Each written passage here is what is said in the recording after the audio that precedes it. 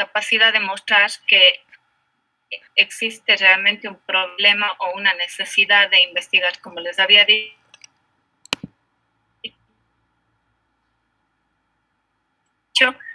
partimos haciéndolo o regionalizándolo hasta llegar a un nivel local, vamos minimizando este problema, ¿no? Hasta nivel local, hasta que me digan por qué quieren investigar esto, por qué en la población que seleccionaron. Este mismo documento lo van a subir en Canvas posteriormente, un documento en Word. Se les va a calificar los mismos elementos que les estoy diciendo ahorita, sumado obviamente a normas APA, a la capacidad de redacción que ustedes tienen y a sintetizar la información que se les entrega, ¿sí?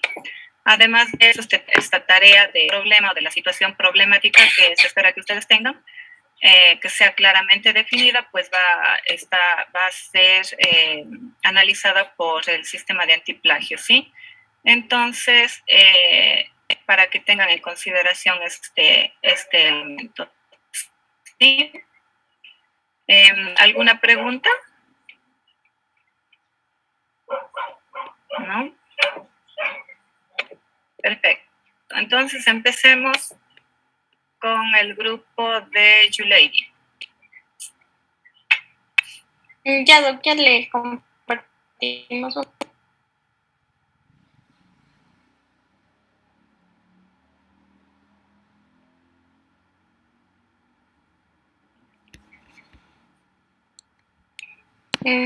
Ya. Sí, se me escucha bien. Ya. Bueno, mi grupo está conformado por Lisset Ayala, Gabriela Reyes, Anderson Fijó, mi persona y David Villamar. Pásale, por fin. Ya.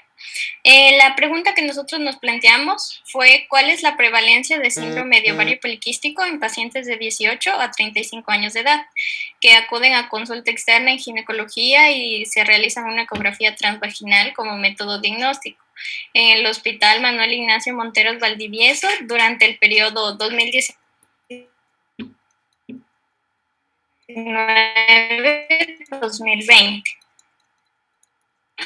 Tenemos lo esencial que, por ejemplo, el síndrome de ovario poliquístico tiene una prevalencia del 5 al 10% en la población general y convirtiéndose esta patología en la forma más común de infertilidad anovulatoria. También en otro estudio que nosotros encontramos, tenemos que realizó la Universidad de Guayaquil en el año 2009, determinó que, por ejemplo, que corresponde al 12.5%, fueron diagnosticadas con síndrome de ovario poliquístico. Y estas, en las edades fértiles de 20 a 30 años. Ya. También tenemos que el hirsutismo era una de las patologías asociadas que se presentaba en el 50%. También se iba a presentar obesidad en el 40%, virilización en el 20%, también iba a presentar amenorrea en el 50% de las mujeres, también hemorragia normal en el 30% y otras mujeres, sin embargo, iban a tener una menstruación normal, estas en el 20%. Ya. Tenemos que en nuestra población de estudio, vamos a tener criterios tanto de como de exclusión. En los criterios vamos a tener a pacientes de sexo femenino que están dentro del rango de edad de 18 a 35 años, es decir, en esta edad fértil. También, estos constituyen el rango etario, como ya les dije, que con mayor frecuencia acude a consulta por problemas de fertilidad. Pásale, por favor. Ya. En los criterios de exclusión tenemos a las pacientes que no hayan iniciado su vida sexual. debido a que como para diagnosticar el síndrome de ovario poliquístico es importante realizar un eco transvaginal. Entonces hay algunas, bueno, como son de 18 a 35 años, algunas todavía no inician su vida sexual, entonces no sería recomendable realizarles un eco transvaginal a ellas. Entonces, por eso nosotros pusimos como a estas pacientes con criterio de exclusión. Ya. El impacto que esta investigación va a causar en el ámbito de salud, nosotros pensamos que es importante ya que predispone al desarrollo ya que tanto en el ámbito de salud, estas van a predisponer al desarrollo tanto de factores de riesgo cardiovascular y también a otras comorbilidades, por ejemplo, obesidad o también por síndrome metabólico. Es decir, conlleva más patologías. También en el impacto demográfico tenemos que puede causar una disminución de la tasa de natalidad y de la tasa de fertilidad. También ya que las pacientes con síndrome de ovario poliquístico poseen una tendencia mayormente a la infertilidad. En el impacto psicológico tenemos que estos van a afectar en la psicología individual de las pacientes, ya que estas pacientes con este diagnóstico tienden a ser más propensas de tener trastornos tanto en el estado de ánimo como depresión, ansiedad y también con su manera de verse, debido a que como presentan tienen más cantidad de vello corporal, igual a veces también tienen acné y algunas otros como clínica que pueden tener estos pacientes. También tenemos el impacto socioeconómico. Consideramos que el síndrome de ovario poliquístico se considera como una enfermedad crónica, por lo que esta conlleva a necesidades de un tratamiento durante toda la vida. Y esto va a generar un gasto mayor tanto para los pacientes y también para un gasto público. En cuanto a la mortalidad, tenemos que, correspondiente a un estudio de cohorte de hace 31 años, en 1979 en Reino Unido, se estudiaron a 319 mujeres con síndrome de ovario poliquístico. Estas estaban comparadas con 1060 mujeres sanas que no tenían síndrome de ovario poliquístico. Y aquí encontramos que se incrementó la infertilidad voluntaria en un 17.5% en comparación con el 1% de los casos controles. También tenemos que la mortalidad para todas las causas no fue diferente de la población general. Y también no se vio un incremento en la mortalidad y en la morbilidad por el cáncer de mama, pero también hubo una mayor tendencia de riesgo de cáncer de endometrio. Además, también se presentaron mayores factores de riesgo cardiovasculares como la resistencia a la insulina, hipertensión arterial, aumento de los niveles del colesterol, índice de masa corporal por encima de 30. Y también tenemos que la mortalidad y la morbilidad se dieron también por enfermedades coronarias que no presentaron diferencias en comparación con el grupo control. En cuanto a la metodología, como este es un proyecto de investigación clínico-epidemiológica, el tipo de investigación que vamos a hacer es observacional, analítico, transversal, retrospectiva. Primero, lo que tenían de tarea es presentarme una situación problemática, es decir, que existe una necesidad de investigar algo, ¿verdad? No hemos llegado todavía a la metodología ni nada, sin embargo, ustedes han progresado, ¿ya? Primera pregunta. ¿Por qué se plantearon un estudio de prevalencia cuando ya habíamos quedado que si es que voy a tomar un estudio de prevalencia tiene que ser de suma relevancia para la salud pública? ¿Sí? Entonces, ¿por qué es importante estudiar la prevalencia y por qué en la población que ustedes eligieron? ¿Qué tiene de importante la población que ustedes eligieron?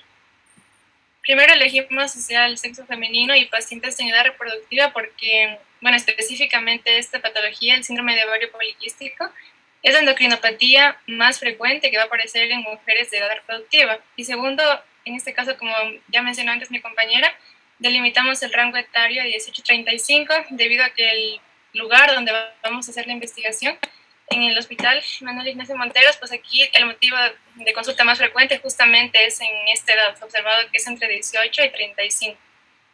Por eso igual delimitamos el tema a esta población en específico.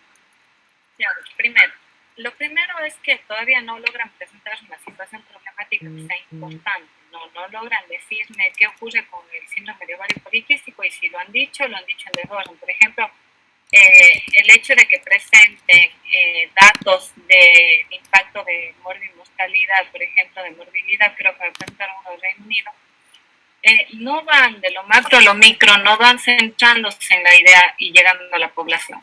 Elaborar una situación problemática no es fácil, es algo difícil y que lleva tiempo, ¿sí? Por eso les he venido diciendo que tienen que trabajar desde hace mucho tiempo en su idea de investigación. ¿Qué ocurre? Ustedes tienen que empezar contándome qué pasa con qué pasa con el síndrome de ovario poliquístico en la población femenina. ¿Por qué es importante estudiar esto? ¿Cuáles son las estadísticas a nivel mundial? ¿Cuáles son las estadísticas a nivel internacional? ¿Qué pasa a nivel del Ecuador? Después, ¿qué pasa a nivel de Loja? ¿Y qué pasa con la población? ¿Qué pasa con las mujeres que acuden al Hospital Manuel Ignacio Monteros, que les llama la atención a ustedes? Porque esta enfermedad no ha sido estudiada antes, no hay datos estadísticos relevantes antes en su población o en la población lojana para estudiar síndrome de ovario poliquístico. En la población lojana como específico, no, pero sí recabamos datos de país y bueno, también a nivel macro de Europa antes de ver del país. Y entonces también porque el único estudio, por ejemplo, a nivel del Ecuador igual era el de Guayaquil, también por eso lo consideramos importante, porque tampoco no encontramos ni siquiera datos a nivel de la OMS. Ya, ahí tienen un argumento, por ejemplo, porque este dato del 2009 es antiguísimo en primer lugar. Entonces, para centrar una situación problemática necesito mostrar estadísticas dentro de los últimos 5 años. Mi pregunta es, ¿los datos que ustedes obtuvieron son científicamente relevantes, son publicados científicamente o son tesis?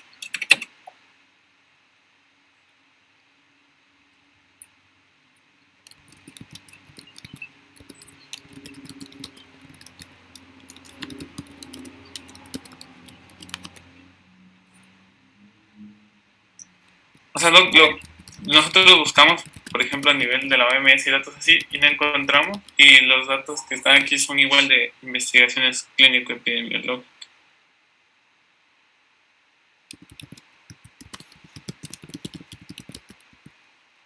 Encontrar uno que realizado en Cuenca, por ejemplo.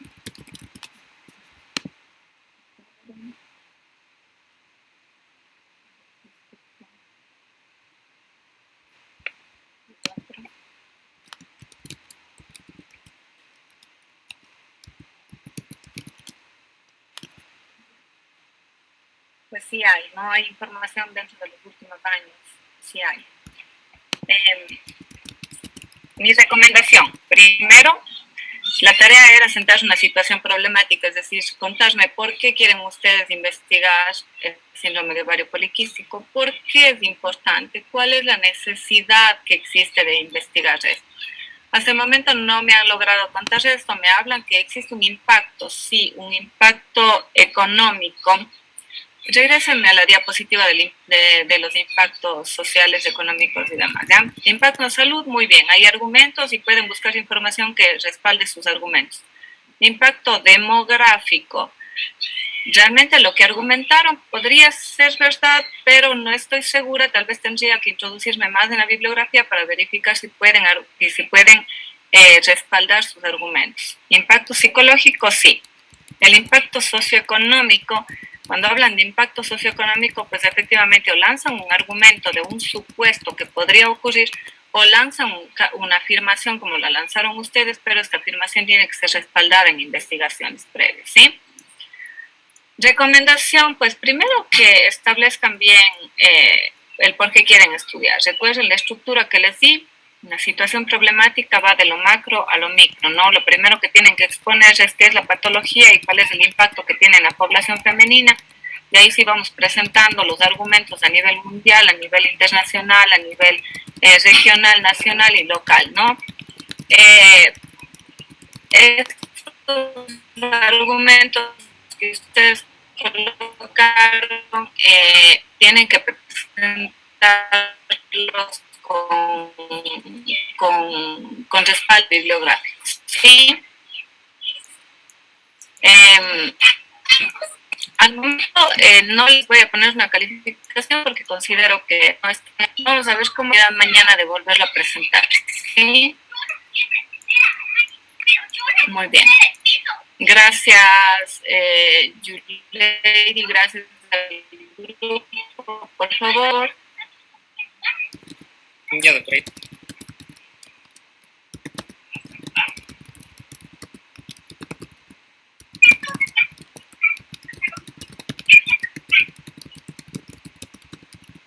Recuerden que tienen que elaborar la pregunta pico también, ¿no? Que eso fue lo que vimos la semana anterior.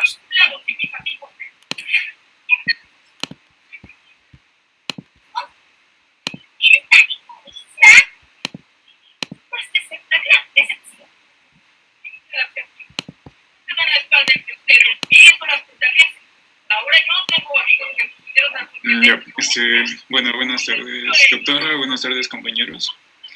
Y bueno, mi grupo está conformado por Kevin Jaramillo, Dani, mi persona, Brian y Diego. Pásale, por favor. Bueno, nuestro tema de investigación como tal, se basa en la obesidad. Se basa en la obesidad como factor de riesgo para desarrollar enfermedades cardiovasculares en pacientes entre 20 y 65 años de edad del Centro de Salud San Cayetano en la ciudad de Loja en el periodo enero-diciembre del año 2020. Y bueno, básicamente nuestra pregunta que nos llamó la atención y que nos hicimos fue la de establecer la relación de la obesidad en sí con el desarrollo de estas enfermedades cardiovasculares en la población que les había comentado, pues que serían los pacientes que acuden a este centro de 20 a 65 años de edad, en la ciudad de Loja en el periodo de enero a diciembre de 2020. Ya, bueno, con respecto a la población como tal, pues van a ser pacientes que asisten al Centro de Salud San Cayetano. Estos van a tener una edad de 20 a 65 años. La intervención, básicamente nos vamos a enfocar en los pacientes pues, que presentan la obesidad y vamos a comparar con pacientes que no presentan la obesidad como tal. Y pues con respecto al resultado, en sí, nosotros vamos a intentar obtener una frecuencia en el desarrollo de enfermedades cardiovasculares en pacientes propiamente que tienen obesidad, a diferencia de los que no tendrían obesidad. A continuación mis compañeros como tal van a explicar de manera más detallada cómo se encuentra actualmente pues el tema de la epidemiología, principalmente en nuestro país, comparándolo también a nivel mundial. Ya, y vamos a partir acerca de cómo está la obesidad. Y partiendo de esto empezamos con el concepto de obesidad, que de acuerdo con la OMS es la acumulación anormal o excesiva de grasa que puede ser perjudicial para la salud. Y a su vez esta obesidad como tal se puede calcular con el índice de masa corporal, que es un indicador de la relación entre el peso y la talla utilizado para identificar el sobrepeso y la obesidad, siendo obesidad como tal cuando este índice de masa corporal es igual o mayor a 30. La siguiente, por favor. Y como tal tenemos que a lo largo de la época hemos visto que desde 1975 hasta el año 2016 se ha triplicado en todo el mundo el índice de obesidad, partiendo de un 4% en 1975 hasta llegar a un 18% en 2016, esto tanto para hombres como para mujeres. Y hablando del año 2016, nos menciona que, que hay 1.900 millones de adultos que a partir de los 18 años ya tienen sobrepeso, lo cual representa el 39% de la población adulta, y de este porcentaje el 13% ya presenta obesidad, que son 650 millones de personas. La siguiente, por favor. Ya. Y también tenemos que a nivel mundial como tal, la obesidad se ha relacionado también con un mayor número de muertes en comparación con las personas de un peso inferior a lo normal. Esto generalmente también debido a que hay más personas con obesidad que con insuficiencia ponderal, y se calcula que alrededor del mundo hay 4 millones de muertes anualmente. La siguiente, por favor.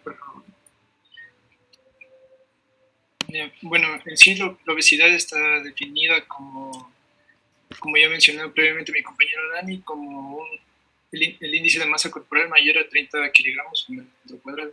Este va a representar un problema de salud pública en los países subdesarrollados, pues esto va a ocasionar una disminución de la esperanza de vida y también va a constituir la segunda causa de mortalidad previsible, que está sobrepasada en sí por lo que es el consumo de tabaco. Pásale, por favor. Actualmente en Ecuador se tiene datos del 2012 de un estudio de prevalencia de sobrepeso y obesidad en la población adulta mayor a 20 años, donde la encuesta nacional de nutrición y salud en salud nos indica que el 62.8%, que equivale a 4.876.076 personas de la población de ecuatorianos, tenían sobrepeso y obesidad. También se tiene como datos del 2016 de la encuesta de salud, bienestar y envejecimiento, que sus siglas son SABE, donde esta nos va a indicar que el 59% de adultos mayores, o sea, 682.109 personas, van a presentar obesidad. Entonces, teniendo estos valores, se tiene que el total de la población con sobrepeso y obesidad en el país va a ser de 5.558.185, lo que equivale a un 30.80% de la población.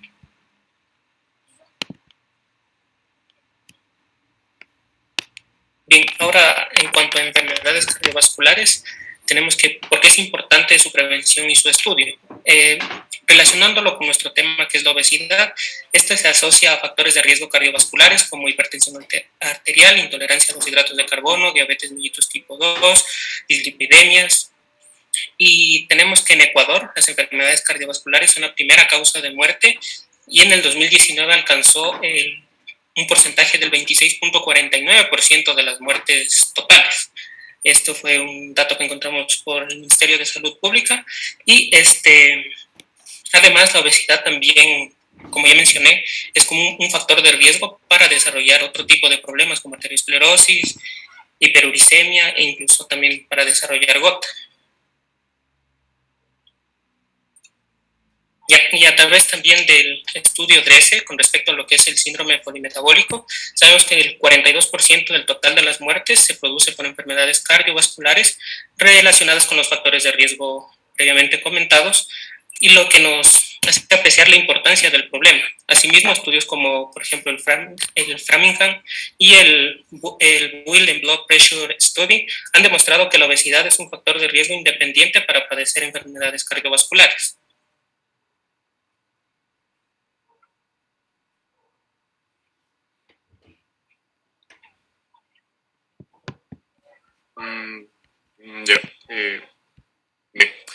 Es importante conocer que con la globalización, eso ha traído cambios en lo que son las zonas urbanas, lo que ha afectado de cierta forma en la forma de vida de muchas personas. Entonces, esto también ha influido en ciertos aspectos de las personas, como es su alimentación diaria, en la que se evidencia una mala nutrición en la mayoría de los casos. Es por eso que en contraste con las zonas rurales donde no se evidencia esto, se puede destacar que, por ejemplo, en las zonas rurales, a diferencia de las zonas urbanas, la alimentación es un poco, mucho mejor, por destacarlo así, además de que no se evidencia sedentarismo, ya que en las zonas rurales la actividad física diaria, el laburo en los terrenos, etcétera, permite que este tipo de personas no desarrollen sedentarismo y tampoco complicaciones en sus estilos de vida, lo que sucede en las zonas urbanas. Por lo tanto, queremos destacar aquí al Centro de Salud de San Cayetano, que es donde vamos a realizar vamos a identificar esa problemática respecto a lo que es la obesidad.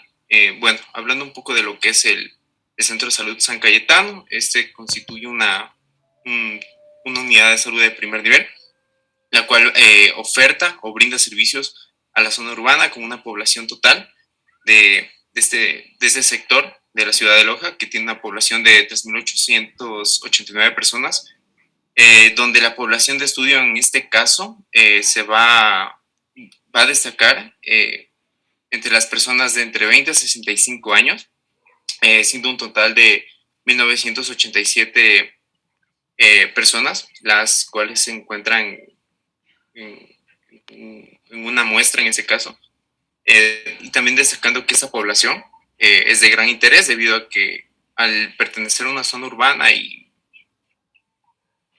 formar parte de un grupo no de riesgo, pero en sí de que puedan desarrollar este tipo de patología como es este síndrome, que es la obesidad, vamos a tomar en cuenta que de toda esta población que se ha tomado como muestra, ha habido un aumento de casos incidentes en el último tiempo que es del 15%, que son 298 personas, las cuales han desarrollado lo que es la obesidad, y esto se ha podido constatar en el ASIS del 2020. Por lo tanto, la necesidad de plantearle este estudio es para seguir corroborando en sí cómo ha evolucionado la incidencia de la patología y poder esclarecer las dudas que nosotros hemos planteado en ese proyecto. A ver, regresen a la diapositiva anterior, por favor. A la penúltima diapositiva.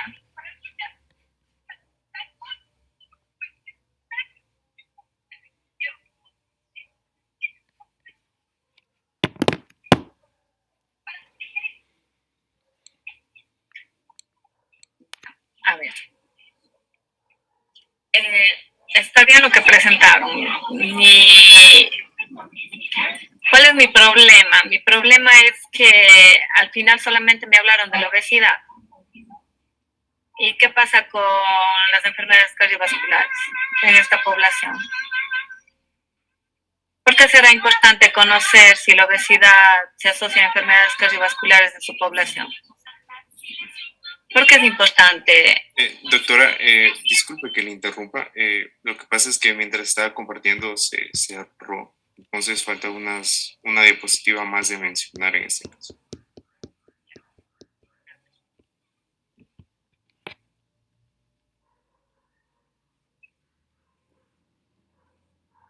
Es esta de aquí. Una pregunta, ¿cuál es la mortalidad o la prevalencia o la incidencia de enfermedades cardiovasculares en pacientes con obesidad? De cualquier investigación que hayan encontrado. Ya, como en los estudios que yo mencioné, se hablaba de un porcentaje, me parece que era del 46%, que se asociaba al desarrollo de enfermedades cardiovasculares con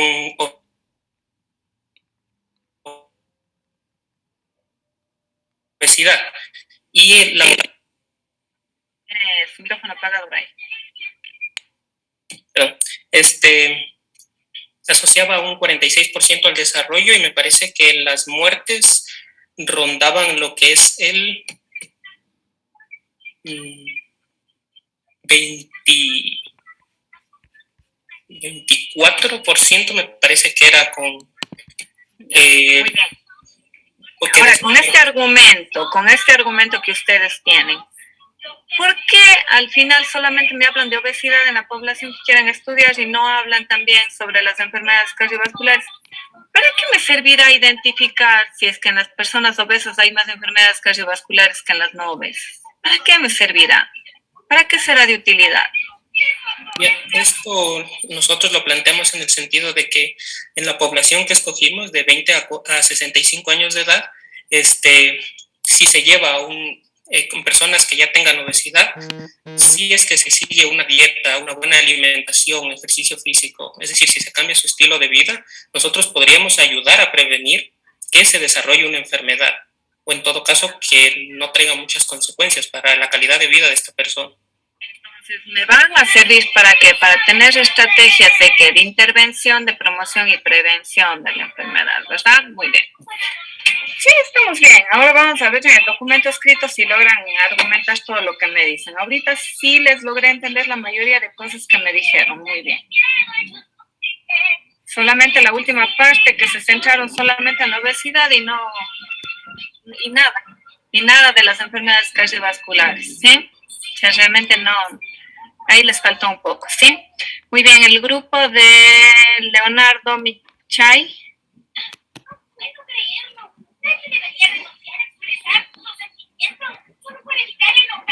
Ahora le proyectamos.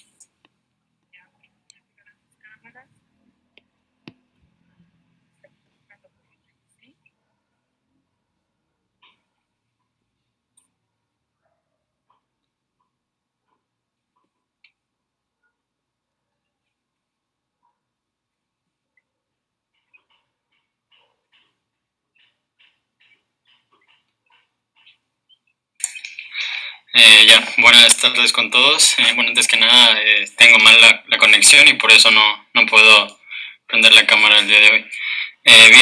Somos el grupo 1, bueno, y nuestro grupo está conformado por mi persona, Ronald Ojeda, Adrián Ortiz, Darío Quispe y Jorge Tapia.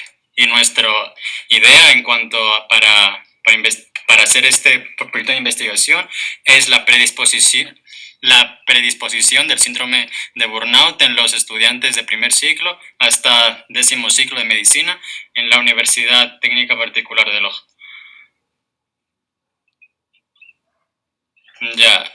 Estos van a ser los apartados y los aspectos que vamos a abarcar el día de hoy, empezando por la pregunta pico, después se van a dar también datos a nivel mundial, asimismo a nivel estudiantil y también pudiendo hacer una diferencia entre estos estudiantes en países desarrollados y los no desarrollados, así como en estudiantes de ciencias de la salud y finalmente el por qué queremos realizar esta investigación en los estudiantes de medicina de forma concreta y no en otras carreras.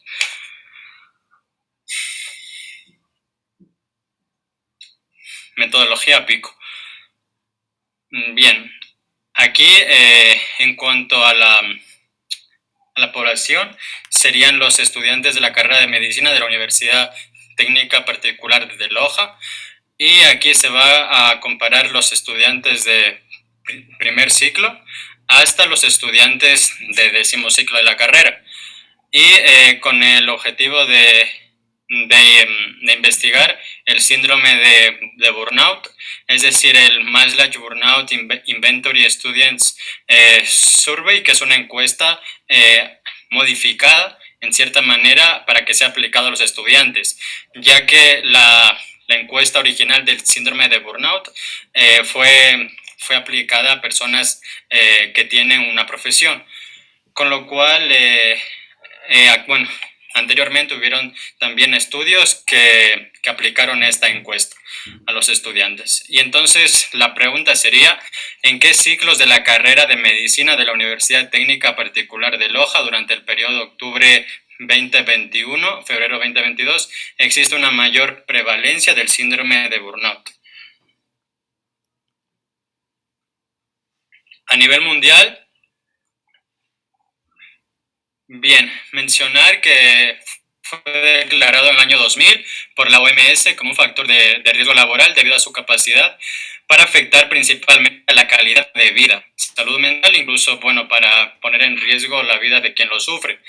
Y este fue un síndrome que tampoco tiene mucha historia de ser investigado, ya que solo fue hasta principios de los años 70 cuando surgieron inicialmente este tipo de investigaciones.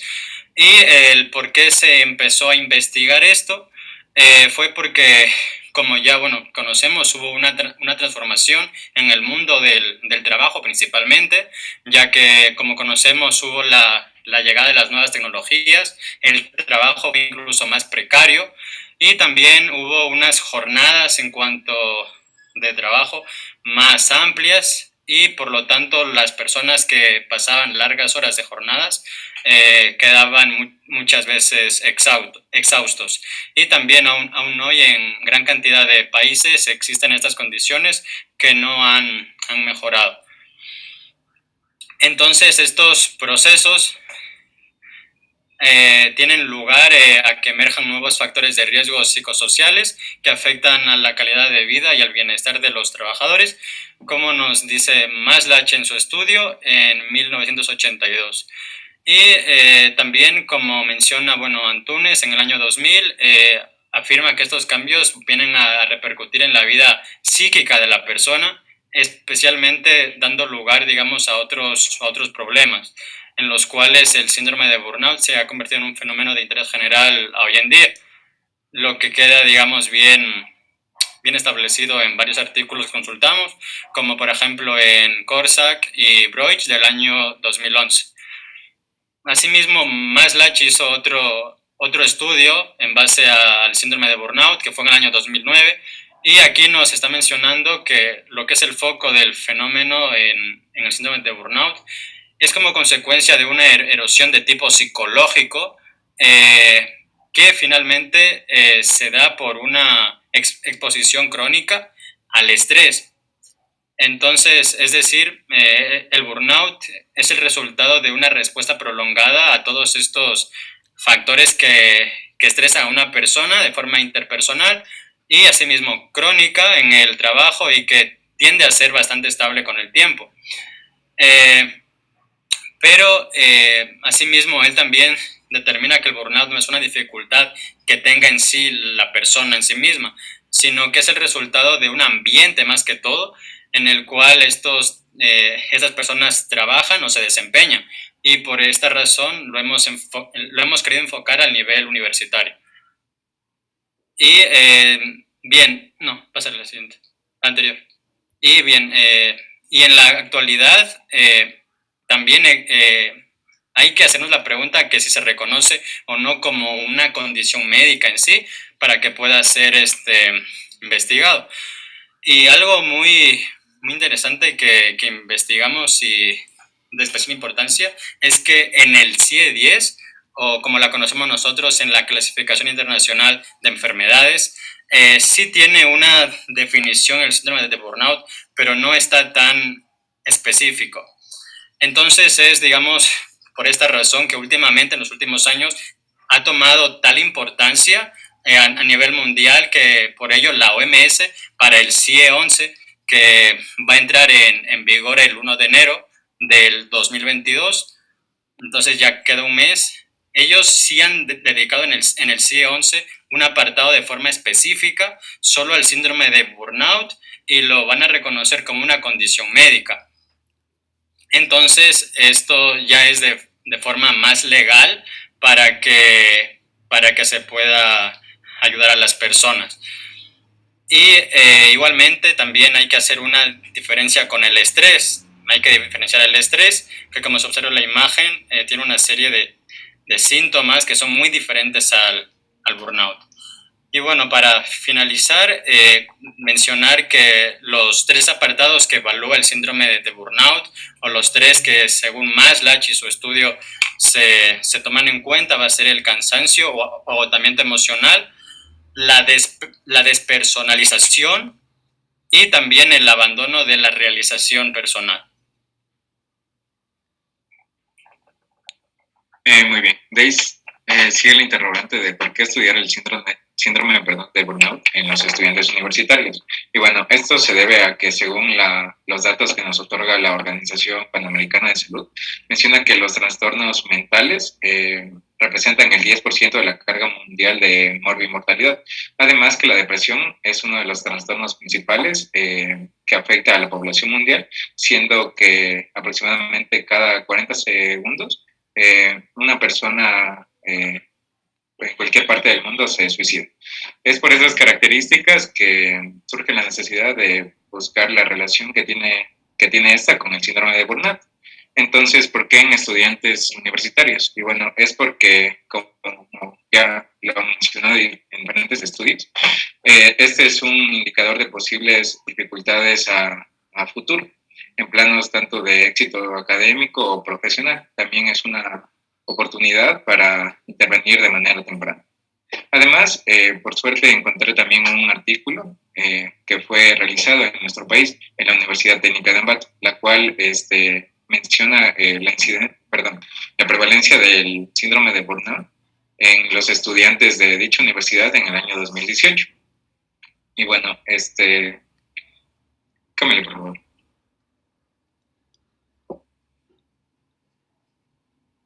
Ya, bueno, básicamente este estudio lo que hizo fue tomar a distintos estudiantes de diferentes carreras en cualquier ciclo que se encuentran cursando. Alrededor fueron de 1.600 estudiantes. Les aplicaron esta encuesta que ya mencionó Leonardo, que es la MBISS, la cual, como se puede ver, tiene distintos parámetros que van a ser calificados del 0 al 6 y van a darnos una calificación al final. Bueno, para resumirlo, los resultados que se obtuvieron, ¿le puedes cambiar?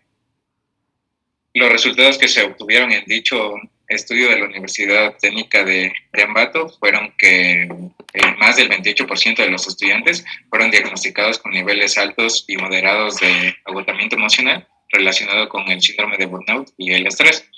También, como fue un estudio realizado a varias facultades y a distintas carreras, se pudo ver que existen un mayor número de estudiantes con niveles altos de síndrome de burnout, según esta encuesta, que representan estudiantes de las facultades de Ciencias Humanas y de la Educación de Ciencias de la Salud.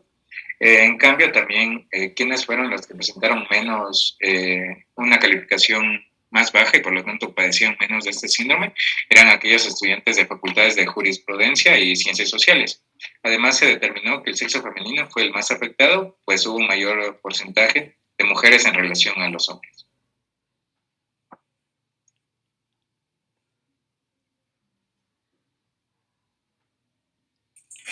Ahora, resolviendo la interrogante de por qué vamos a investigar el síndrome de burnout en estudiantes de ciencias de la salud, bueno, como ya lo venía mencionando mi compañero, la tasa de actividades que realizan el personal de salud es más alta en relación a otras carreras, por lo tanto, se menciona en varias encuestas y en esta investigación también que avala el estudio del síndrome de burnout, la tasa de suicidios a nivel general puede aumentar de un 4 hasta el 12% en personas que estén relacionadas con lo que es el área de salud. Especialmente se duplica el número en lo que son mujeres, y esto debido a diversos factores individuales que influyen en cada uno de ellos. Por lo general se decía que las personas que están comprometidas o que estén casadas y que están estudiando algún tipo de carrera que tenga que ser afín a ciencias de la salud tienen más predisposición a desarrollar el síndrome de burnout. Aquí también entra este otro término en juego, que es el engagement o el compromiso académico de los estudiantes. Bien, según la Revista Europea de Investigación de la Salud y Psicología y Educación, en su estudio que se había publicado, mencionan que el compromiso académico de los estudiantes hace que se reduzca el número de estudiantes que desarrollan el síndrome de burnout. Es decir, también que las personas que tengan un mayor desarrollo tienen un incremento de la autoestima, lo que va a favorecer a que se sientan mejor en su carrera, porque el contacto con las personas hace que los estudiantes que estudian principalmente lo que es medicina, enfermería y auxiliar de enfermería, que eran las 3 carreras que se tomaban en cuenta en este estudio, hacen que desarrollen mayor estrés. Además también que decía que se mencionaba, entre los distintos factores que mencionaban los estudiantes eran los exámenes, las pruebas, realización de trabajos obligatorios, escasez de tiempo y sobrecarga de tareas.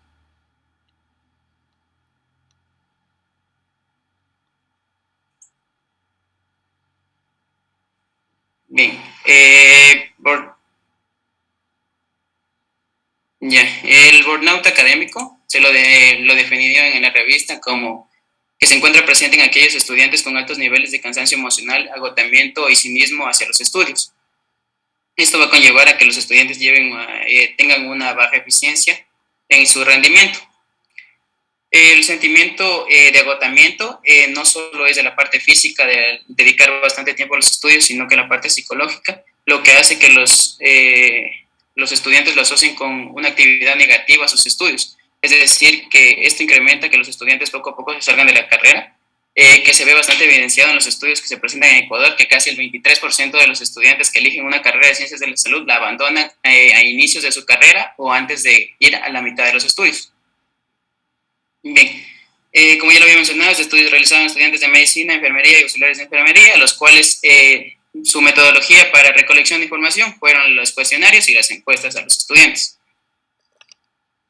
Pásale, por favor. Bien, en cuanto a los resultados obtenidos, principalmente se mencionaba que los estudiantes que dedican esos estudios a ciencias de la salud van a estar emocionalmente agotados debido a la demanda de los estudios. También las correlaciones que se hacían, se hizo una tabla de valores donde se mostraba que efectivamente los estudiantes que mencionaban que el agotamiento emocional conllevaba a que ellos dediquen menos tiempo a sus actividades y los hacía menos eficientes. También se halló que los jóvenes realizan de manera adecuada sus tareas y complementan. Esto es el compromiso académico, que mencionaba que los estudiantes, mientras mayor sea su compromiso académico, ellos van a disfrutar de las actividades que realizan y serían menos propensos a desarrollar el síndrome de burnout. Y por último, que la salud percibida por los individuos se va a ver influenciada por lo que ya les mencionaba, el engagement, que los resultados muestran que efectivamente mientras mayor sea el aprecio por la carrera, se reduciría el síndrome de burnout, pero llegan a un punto en que los estudiantes mencionan que ya no soportan la carga estudiantil, por lo que les genera ansiedad y gran parte de la población estudiantil que dedica su tiempo a este tipo de carreras tiene que recibir terapia, no porque estén enfermos, sino que porque mencionan que les ayuda bastante para continuar con sus estudios.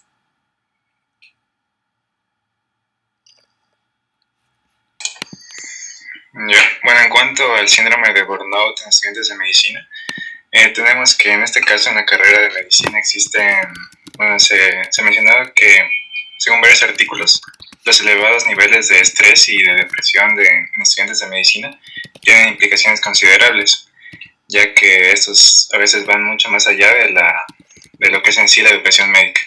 En sí, varias revisiones bibliográficas mencionan que la prevalencia de estos síntomas en los estudiantes van superiores al 50%, lo cual puede desencadenar un agotamiento emocional inicialmente y despersonalización en la persona.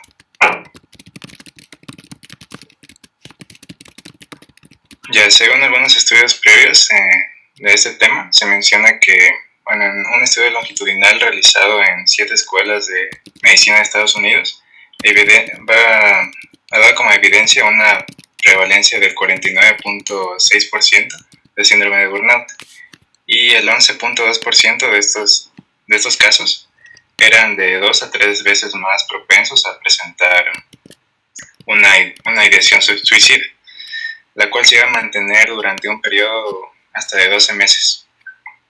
En cambio, en Perú también se han realizado estudios que en este país latinoamericano se han realizado estudios en el cual los estudiantes de medicina se han presentado en un 57.6% de los entrevistados han presentado características del síndrome de burnout, lo cual ha sido medido por el estudio que ya se ha mencionado, que es el MBI. También el 24.1% presentaba un nivel severo de agotamiento, mientras otros también presentaron un nivel severo de despersonalización con un 45.6%, concluyendo que existía una alta frecuencia de casos de síndrome de burnout en esta población. Ya algunas de las repercusiones o resultados de este síndrome puede ser que aquellos estudiantes que obtenían puntajes altos en las pruebas, que recoge los datos para diagnosticar ese síndrome, mostraban una baja empatía con los pacientes. Es decir, que el síndrome de burnout en los estudiantes de medicina se podría relacionar con problemas de salud mental que a su vez ocasionarían efectos negativos en la atención del paciente y también una baja identificación con la institución en la cual labora. Además también de un fracaso académico e incluso intentos de suicidio, ya que sería lo más grave.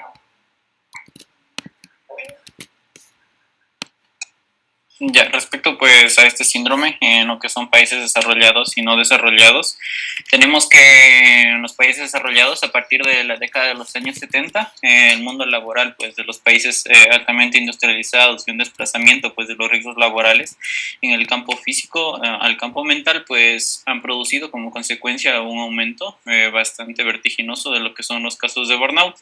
Y aquí bueno tenemos como ejemplo a lo que es Alemania, que se dice que en el lapso de 20 años, de los últimos 20 años, pues ha aumentado a más del doble los casos, el número de casos en trabajadores en sí de la salud, estudiantes también, que presentan burnout, alrededor de lo que es un 20-25% de los trabajadores, los cuales estos se encuentran en riesgo, y esta data pues ha sido recogida por parte de a partir de 700 empresas por parte del experto en salud, Trautz, experto alemán en salud.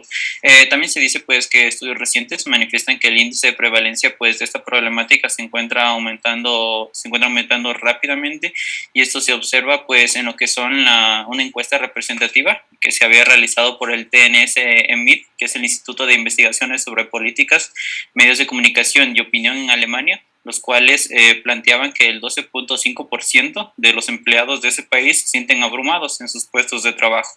Esto respecto a lo que son los países desarrollados. Respecto a los países no desarrollados, bueno, en los estudios principalmente se evidencia en Perú, que es la influencia de este síndrome, que en el desempeño de lo que son profesores universitarios e incluso lo que son estudiantes. Se decía que el 64% de docentes y estudiantes van a presentar lo que son evidencias de burnout a nivel medio, y un 18% ya se va a encontrar a un nivel más alto. Sucedía un caso bueno, bastante similar en Colombia, que era que la prevalencia pues, de este síndrome de burnout en los docentes que iban a laborar medio tiempo y tiempo completo en las universidades no iban a registrar puntuaciones altas del síndrome de burnout. Sin embargo, este sí se iba a encontrar presente, y que este síndrome se iba a relacionar, bueno, el Instituto Mexicano de Seguridad Social realizó un estudio de lo que es el síndrome de burnout con las tasas de suicidio, y determinaba pues que según lo que es Pizzagalli en el 2014 había determinado que el estrés severo iba a conducir a lo que es depresión, ansiedad, y esto pues iba también a dar como consecuencia ideas suicidas, y bueno, se manifestaba que alrededor de 800,000 personas en el mundo se quitaban la vida, y que muchas más intentaban hacerlo, y que el suicidio pues representaba la segunda causa principal de defunción en el grupo etario, que variaba entre los 15 a los 29 años, de los cuales pues el 79% de todos los suicidios se iban a producir en lo que son países de ingresos bajos y medianos. Respecto pues al burnout y la relación con el cambio de colegio-universidad, que son los estudiantes de medicina, un estudio que se realizó, lo que es realizado por parte de la Universidad Católica Santiago de Guayaquil, determinó que en una encuesta realizada a 196 estudiantes de primer año de lo que es la carrera de enfermería, manifestando lo que es 76% femenino y un 24% masculino, mostró que el 61% de estos estudiantes iban a permanecer entre 7 a 10 horas en la universidad, y que iban a recibir entre 7 a 10 materias durante la semana, y que la escala de burnout académico había demostrado que alrededor del 90% de los estudiantes iban a tener lo que es un diagnóstico de burnout leve, y que el indicador actitudinal de lo que es el burnout académico, el 55% de estos estudiantes va a presentar un diagnóstico leve, mientras que el 39% va a representar lo que es un diagnóstico leve asimismo, pero lo que es un burnout actitudinal. Muchas gracias.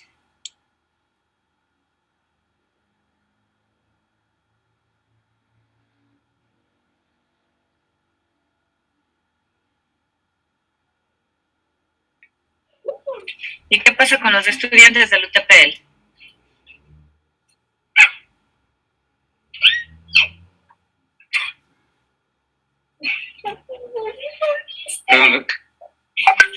¿Y por qué quieren estudiar en los alumnos del UTPL?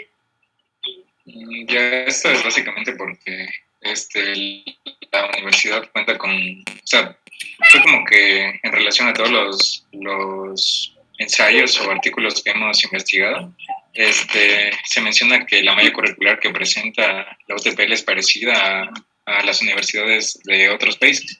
Entonces, creíamos, o sea, es como que la más parecida en relación.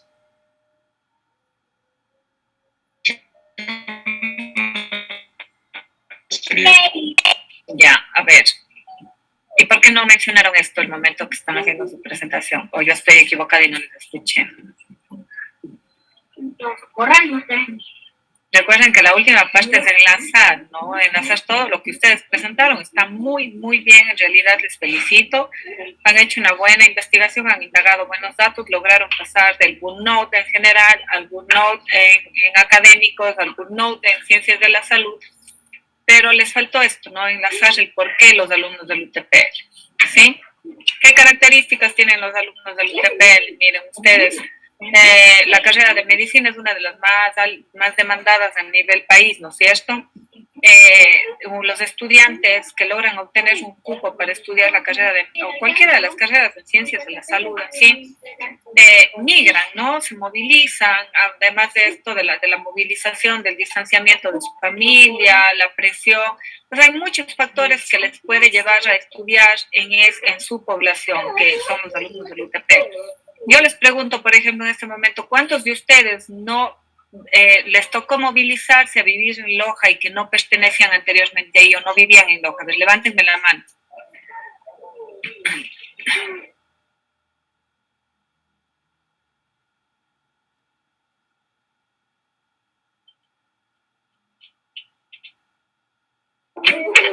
Ustedes tienen más presión o que tienen menos apoyo al hecho de que no están cerca de su familia, o que les ha cambiado mucho la vida el hecho de distanciarse de su núcleo familiar. Sí, doctor. Probablemente sí, ¿verdad? La movilización. Entonces, hay muchos argumentos del por qué decir, el por qué quiero estudiar en alumnos del UTPL. ¿Qué pasa con los alumnos del UTPL que yo quiero estudiar? Algo ahí, ¿sí? ¿Entienden? Esta es la parte que les falta, ¿sí? Les falta enlazar esta partecita de todo lo que ustedes han hecho, que está muy bien, está muy bonito, les felicito, como digo, pero les falta enlazar esta partecita, ¿sí? Leonardo, ¿se quedó levantada la manito o me quiere decir algo? Ya, muy bien, solamente esta parte, ¿ya? Muy bien. En la parte escrita tienen que mejorar esto que les estoy diciendo, ¿sí? Tienen que lograr enlazar en los estudiantes de la UTPL. Muy bien, el otro grupo, creo que ya nos van faltando menos grupos, ¿verdad? A ver.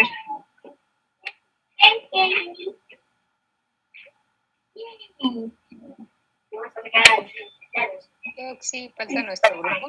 Ya, proyectame, por favor. Yo lo proyecto.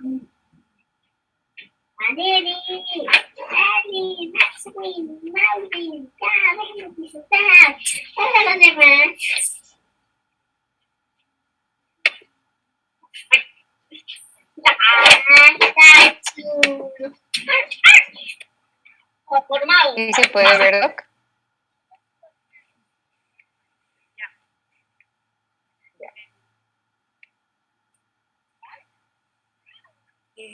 Buenas tardes, doctora y compañeros.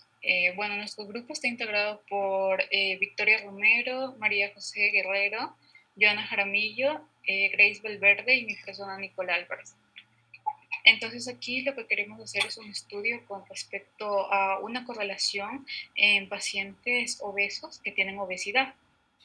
Entonces acá lo que ponemos como tema es la obesidad como factor de riesgo para desarrollar diabetes mellitus tipo 2 en pacientes de 50 a 70 años en el servicio de medicina interna y endocrinología del Hospital General Isidro Ayora durante el año 2021. Y bueno, aquí lo que quiero enfatizar es con respecto a que la diabetes mellitus es una enfermedad que a nivel mundial se considera como la cuarta causa de muerte. Entonces, por eso es lo que nosotros nos enfocamos a este tipo de enfermedad y la correlacionamos a personas obesas porque tienen una mayor incidencia en este tipo de personas. Entonces acá en el tipo de pacientes que vamos a estudiarlos son pacientes de 50 o 70 años, entonces estudiamos esta población debido a que a medida que las personas llegan a la adultez y van teniendo más edad, van aumentando el tejido adiposo de estas personas, a su vez que va disminuyendo la secreción de insulina. Y también a su vez de que en nuestra población se sabe que el aumento del sedentarismo está prevalente a nivel de la mayoría de las personas debido a los trabajos en los que se encuentran, que son por lo general los trabajos de oficina y esto. Entonces acá por lo que hemos también cogido el servicio de medicina interna y endocrinología es debido a que justo aquí en estos servicios es donde se atienden este tipo de pacientes con diabetes mellitus. Entonces aquí también es como que un lugar más específico en el cual se realizan el test de Findrich. Entonces, bueno, aquí se nos hace más fácil obtener la muestra. Y en el Hospital Isidro Ayora, de Loja. Bueno, aquí porque es un lugar más universal en el que se tienen a todo tipo de personas de todas las clases sociales. Entonces aquí también lo que nos importa, y bueno, como vemos en que los factores de riesgo son las personas que tienen una situación económica más baja, debido a que ya no tienen, digamos, la misma oportunidad a una buena educación, entonces, o también a predisponer de la debida medicina. Entonces, por eso es lo que de acuerdo, en base a la educación, aquí no tendrían como que un control adecuado de cuándo tengo que hacer ejercicio, de qué debo comer, qué alimentos me hacen bien y qué no me hacen bien. Entonces, por eso es lo que nos centramos más en este hospital.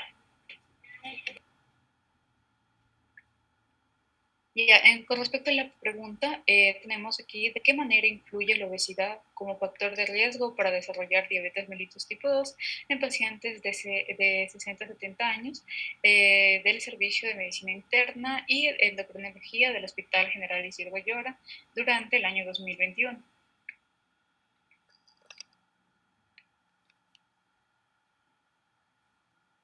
Ya, continuando aparte de todas las causas que ya mencionó mi compañera, también hemos escogido este tema porque la OMS indica que a partir del año 1975 la obesidad se ha triplicado en el mundo y que a partir del año 2016 se encontró que 1.900 millones de adultos mayores de 18 años padecían sobrepeso. Aquí para medir el sobrepeso y la obesidad se usa lo que es el índice de masa corporal, el cual se obtiene dividiendo el peso sobre la talla al cuadrado, y los valores que nosotros nos interesan para hacer el estudio es la obesidad, la cual se encuentra cuando tenemos un índice de masa corporal mayor a 30. El siguiente, por favor.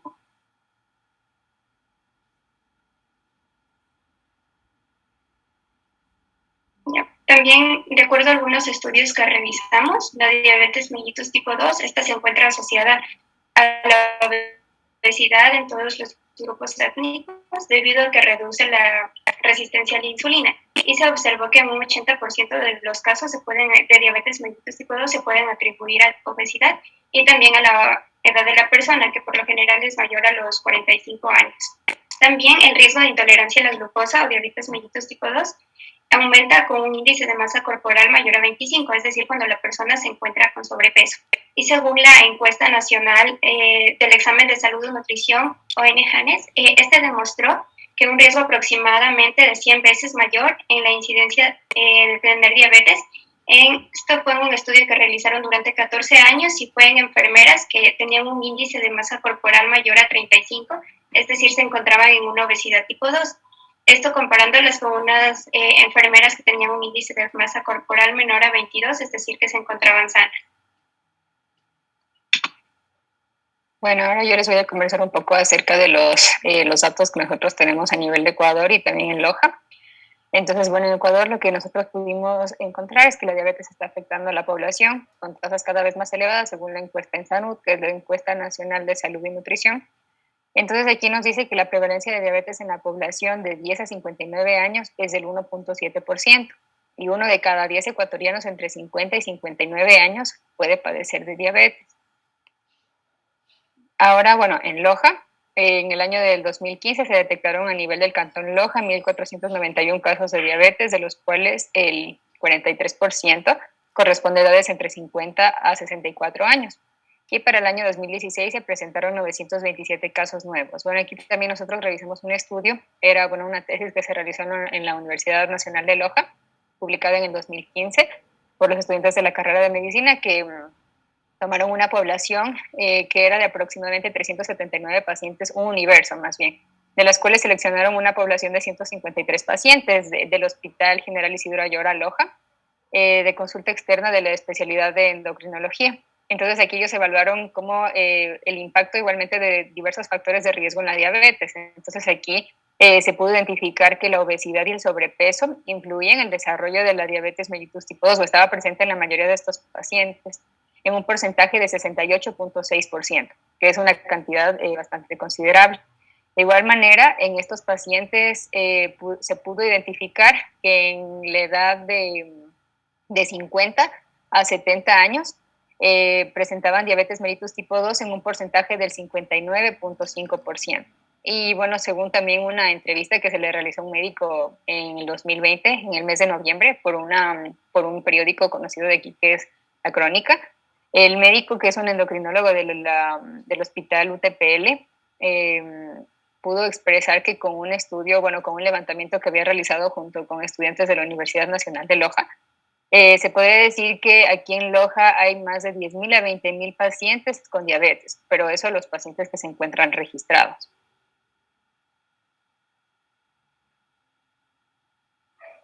Es importante mencionar a su vez que la obesidad y el sobrepeso van a desencadenar el contraer de enfermedades crónicas que pueden llegar a su vez a causar la muerte. De acuerdo al Instituto de Estadísticas y Censos, 5 de las 10 principales causas de fallecimientos en el Ecuador se encuentran relacionadas tanto con lo que es el sobrepeso y obesidad, como son las enfermedades isquémicas del corazón, la diabetes, enfermedades cerebrovasculares, también lo que son las cirrosis. En cuestión a esto, observamos que la diabetes mellitus ocupa el segundo lugar dentro de lo que son las defunciones con un valor de 4.890, tanto en hombres y mujeres durante el año del 2019.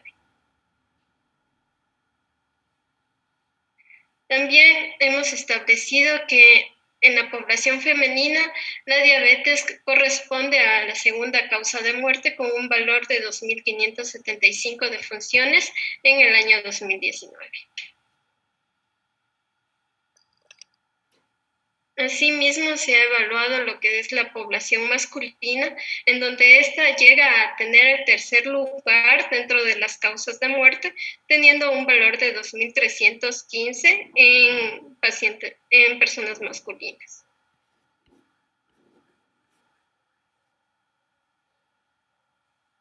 En el caso de los adultos mayores a 65 años, también la diabetes mellitus se posiciona en la segunda causa de muerte a nivel nacional con 3.456 casos. Finalmente, les voy a hablar sobre el impacto de la diabetes mellitus. Por ejemplo, la diabetes no la física, por ejemplo, la esfera social. En este caso, las personas que padecen diabetes mellitus van a tener un deterioro de las relaciones sociales, ya que el hecho de que vayan a adquirir nuevos hábitos alimenticios que van a ser completamente distintos a los que ya tenían, iba a hacer que dejen de hacer ciertas actividades que antes realizaban, como por ejemplo asistir a reuniones, o incluso puede hacer que las demás personas dejen de invitarlos y que la persona se sienta relegada. En el ámbito económico, en cambio, prácticamente en el ámbito laboral, el rendimiento laboral baja, lo que puede desencadenar diversas situaciones que van desde el ausentismo hasta la renuncia, lo que disminuye los ingresos económicos, además de que la diabetes y sus complicaciones generan grandes pérdidas económicas, tanto para las personas diabéticas como sus familias, así como para los sistemas de salud y las economías nacionales, ya que esto puede estar representado en forma de gastos médicos directos o también por una pérdida del trabajo y los ingresos, como mencioné anteriormente.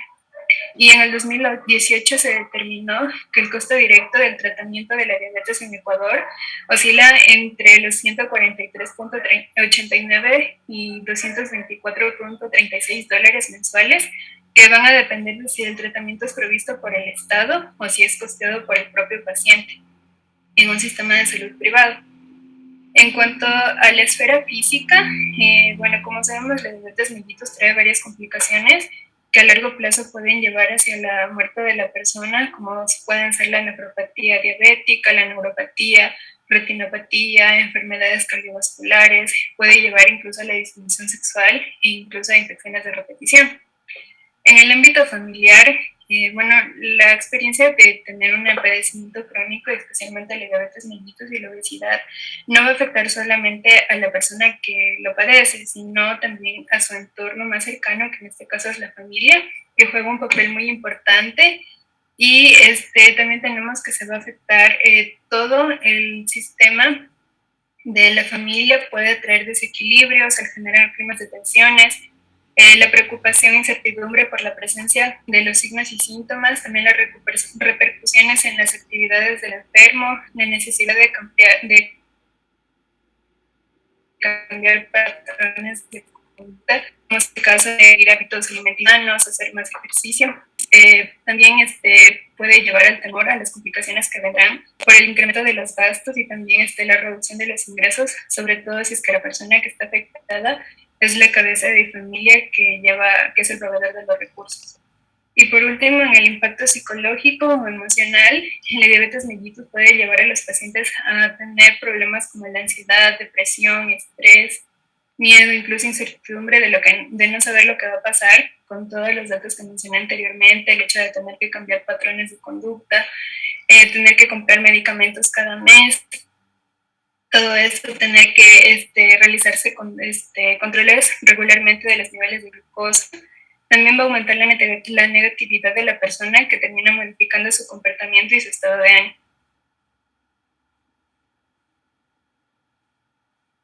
Gracias.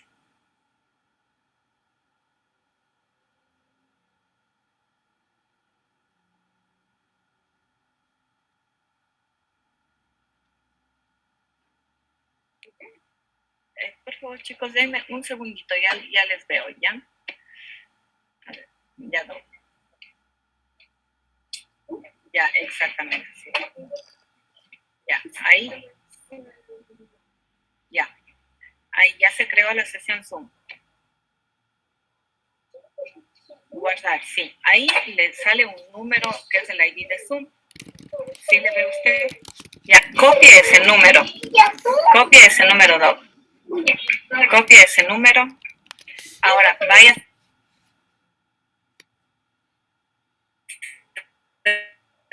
de nuevo al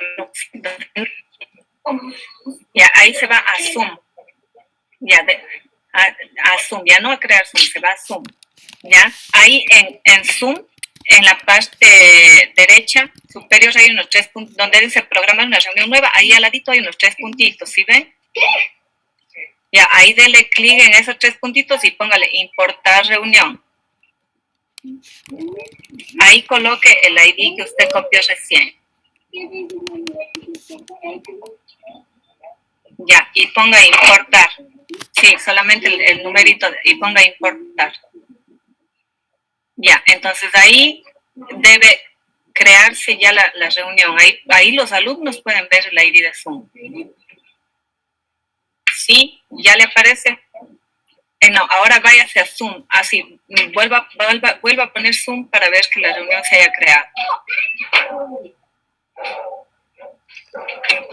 Veamos.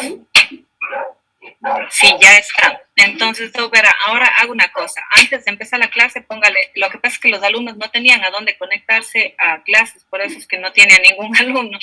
Entonces, ahora váyase a la sección de anuncios. Ya, váyase a la sección de anuncios y colóqueles un anuncio a los alumnos indicando que el ID de acceso para la sesión ya está habilitado y que pide que por favor se conecte.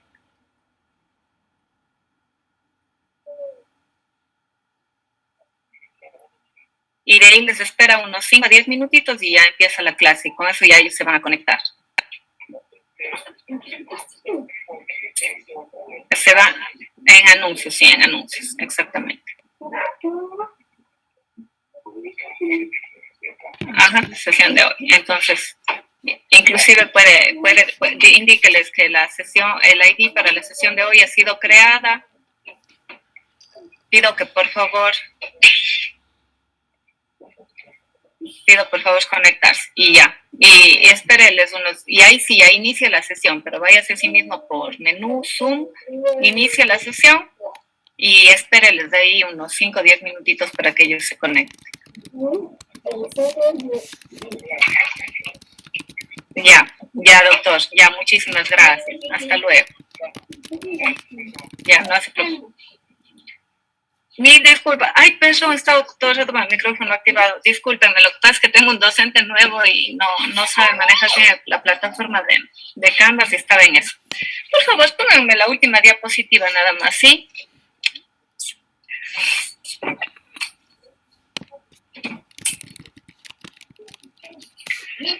Ya, social, económica, familiar. Hay algo que me dijeron de la parte familiar que genera un impacto, ¿verdad? Es verdad, genera un impacto a nivel de la familia. Pero, ¿y qué involucra este impacto familiar, este impacto económico y principalmente el social en un país subdesarrollado?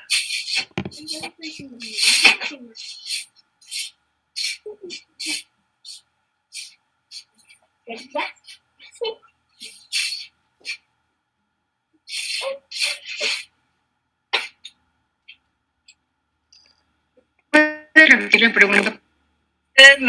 Ustedes hablaron sobre el impacto familiar, el impacto social y el impacto económico, ¿verdad? Y tienen que estar impactos con este efecto que tiene a nivel social, económico, familiar, en las características particulares de nuestra población, que somos un país en vías de desarrollo. ¿Qué pasa principalmente con nuestra población? ¿Hacia dónde va a ir el impacto? ¿Qué va a generar? ¿Qué va a derivar de este impacto social, económico y familiar en un país subdesarrollado?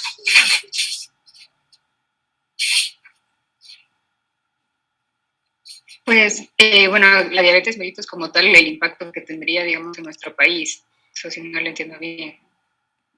Bueno, o sea, sí afectaría el ámbito familiar, psicológico y social por todas las características que mencionó mi compañera. Y también estos pacientes, pues, al tener diabetes mellitus sabemos que pueden sufrir varias complicaciones. Y esto también va a repercutir en nuestro sistema de salud.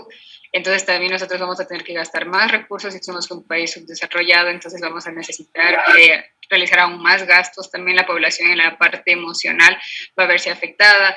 En el ámbito laboral hay pacientes que necesitan cuidado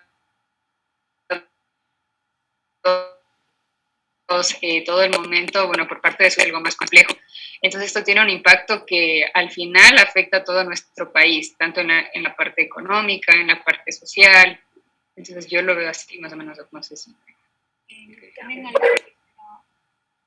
algo que quisiera agregarle con respecto a nuestro país y, bueno, como es subdesarrollado, muchas de las veces hay medicamentos los cuales, bueno, no se encuentran. Entonces al paciente le tocaría comprar este tipo de medicamentos fuera de un gasto aparte. Entonces aquí esto va a haber una alteración a nivel económico del paciente y por ello también en la familia, ya que todo es como que integrado a nivel de la persona. Bueno, es verdad, principalmente. Ya, sí, muy bien. Principalmente por esto, ¿no? Es un impacto en la salud pública. ¿Por qué? Porque en primer lugar somos un país en vías de desarrollo. El país en vías de desarrollo tiene un sistema de salud que no responde a todas las necesidades de la población. Al no controlar adecuadamente los pacientes que tienen diabetes mellitus tipo 2, al no controlar, sumado a esto, los cuadros clínicos agudos, puede generar un mayor gasto en la población y por lo tanto continúa siendo una carga social, una carga económica, una carga familiar para toda la población, lo que limita en cierta medida o en gran medida al desarrollo de nuestro país, ¿sí? Otro elemento que me falta dentro de su trabajo y que a lo mejor no lo vi al final es la pregunta pico.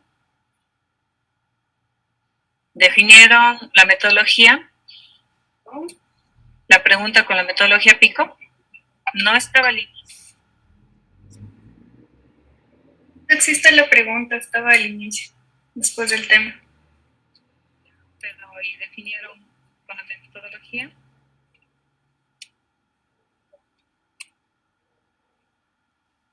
Muy bien. Aquí, ¿cuáles son los pacientes? Claro, sí, los pacientes serían las personas de 60 a 70 años. En el caso la I sería la obesidad y lo que va a comparar sería las personas sin obesidad. Y para los resultados serían las personas que tienen diabetes y en caso las medidas de asociación que vamos a utilizar. Gracias, Joana. Muy bien. Estamos bien. Solamente la argumentación de la última parte sí falta y me explica adecuadamente, ¿sí? Pero estamos muchísimo, o sea, veo que han entendido muy bien de lo que depende una situación problemática. Muy bien. Muchas gracias, Joana. Y el último grupo, por favor.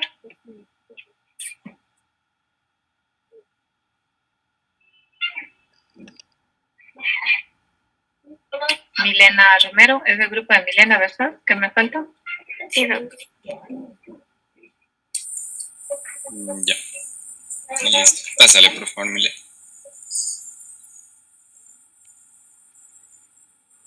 Bueno, en cuanto a nuestro proyecto de investigación, el tema iba a ser la frecuencia en el desarrollo de diabetes mellitus tipo 2 mediante el uso de test de Findrix. Y nuestra pregunta era cuál es la frecuencia de desarrollar diabetes mellitus tipo 2 en pacientes entre 30 y 64 años que acuden al Centro de Salud Daniel Álvarez en la ciudad de Loja en el periodo de enero a febrero de 2022. Pásale, por favor.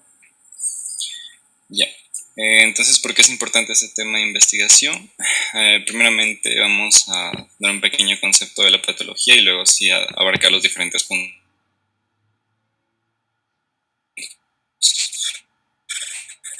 La diabetes mellitus, metabólica a causa del tiempo, nos lleva a graves daños ya sea a nivel cardíaco, vascular, ocular, renal y nervioso.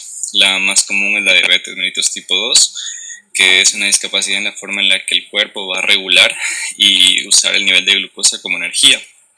Aquí existían dos problemas principalmente que estaban relacionados con la patología. Primero, que el páncreas no producía suficiente de glucosa, y segundo, que las células no respondían de manera adecuada a la insulina y consumían menos glucosa. Los síntomas de esta patología eran aumento de la sed, micción frecuente, aumento del hambre, pérdida de peso involuntaria, fatiga, visión borrosa, llagas que podían tardar en sanar y zonas de piel escurecida, entre otras. Esta diabetes mellitus tipo 2 ha aumentado drásticamente en países de todos los niveles de ingresos, como en el caso de Ecuador, que se evidencia un incremento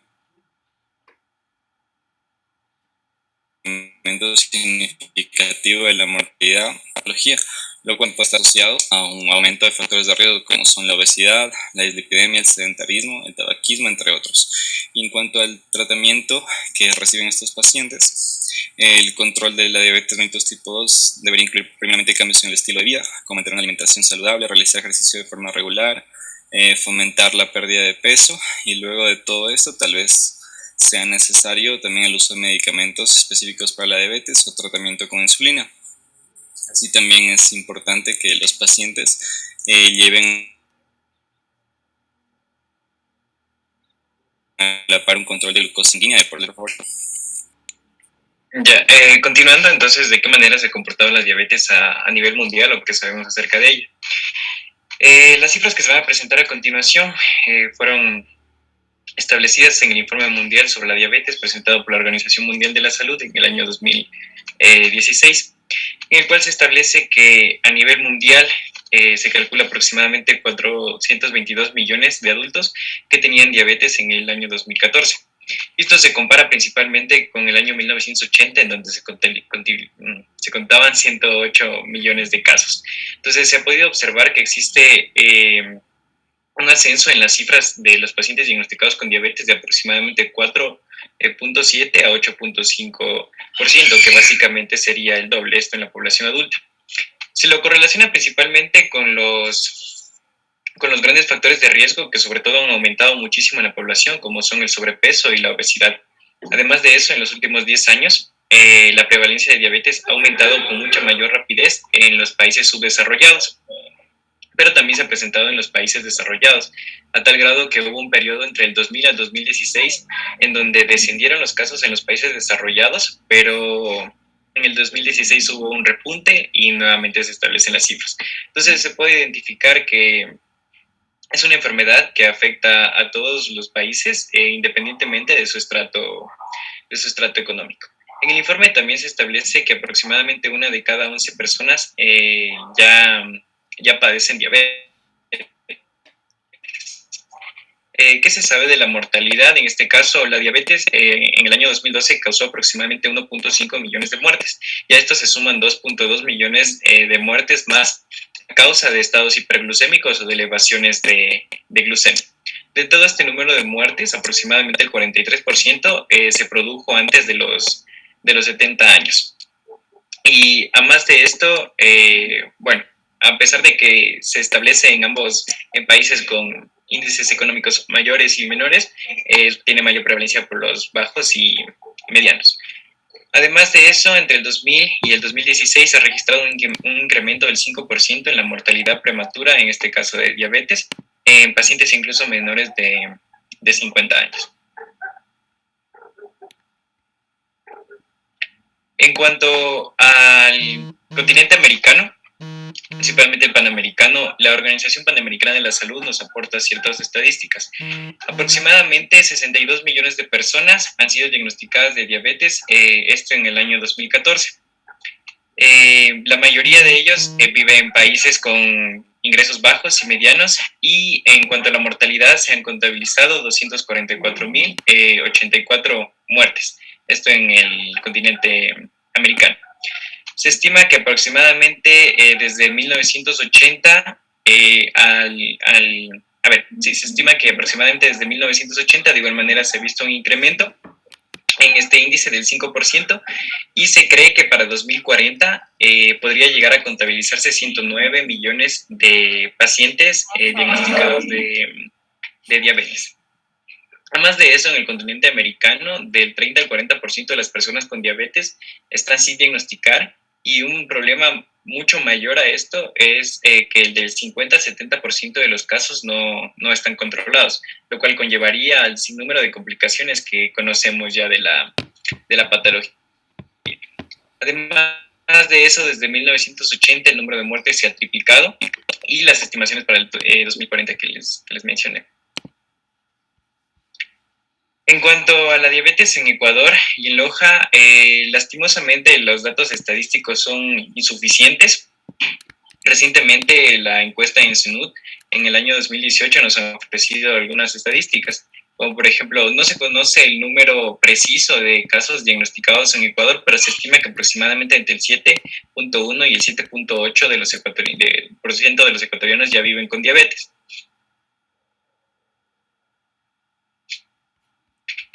Esto quiere decir que a partir de 2016 se contabilizaron 57.788 muertes relacionadas directamente con estados hiperglucémicos y con la diabetes. Actualmente la diabetes es considerada como la segunda causa de muerte, seguida de las enfermedades isquémicas del corazón en nuestro país, y también se ha visto que en cuanto a la mortalidad, afecta principalmente al género femenino con mayor prevalencia, ya que en el 2016 se contabilizaron 2.628 muertes que se correlacionan o contrastan con las 2.278 muertes masculinas. Con la deficiencia de datos en nuestro país, va a ser mucho más improbable que existan datos en nuestra provincia como tal. No obstante, se han logrado recopilar algunos estadísticos, como por ejemplo calcula que la población lojana a nivel de provincia de población sufre diabetes, aproximadamente entre 10.000 y 20.000 habitantes, y también que en el año 2015 se detectaron a nivel del Cantón Loja 1.491 casos de diabetes. De estos casos, el 43%, las edades oscilaban entre 50 y 64 años.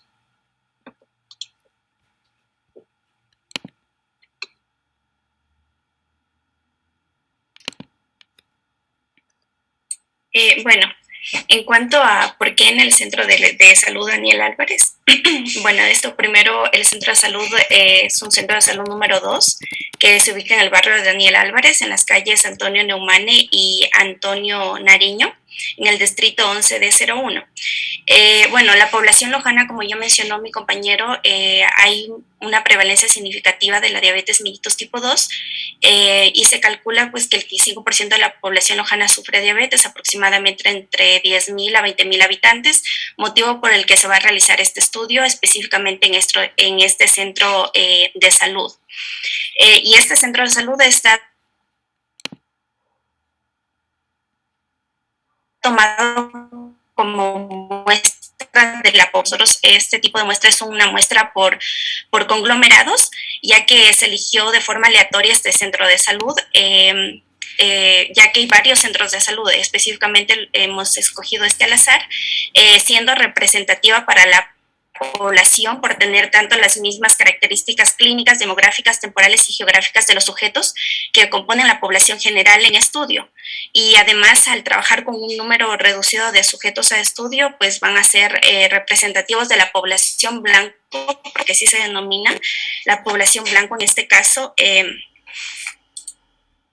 La población blanco, que es la población lojana, y al tiempo, pues, o sea, va a conducir a este estudio, o sea, va a tener como una buena dirección y se van a obtener buenos resultados y conclusiones que serán ostensiblemente menores, o sea, va a haber una alta eficiencia.